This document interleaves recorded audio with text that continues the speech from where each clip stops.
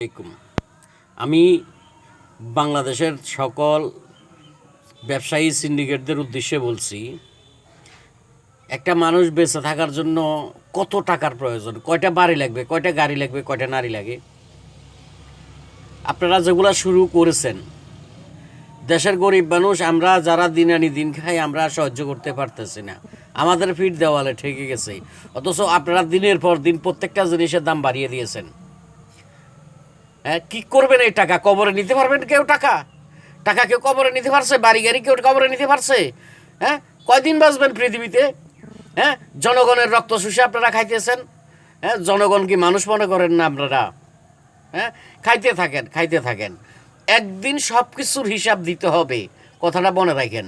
সেই দিন কিন্তু পার পাবেন না। অতএব আমি সমস্ত সিন্ডিকেটদের উদ্দেশ্য বলছি, এখনও সময় আছে, আপনারা ভালো হয়ে যান। ভালো হইতে পয়সা লাগে না, আপনারা ভালো হয়ে যান, দেশের মানুষকে শান্তি দেন, দেশের মানুষকে আর কষ্ট দিয়েন না। আর যদি ভালো না হন সেটা আপনাদের ব্যক্তিগত ব্যাপার, কিন্তু এটার হিসাব আপনাদেরকে দিতে হবে। আল্লাহ হাফেজ।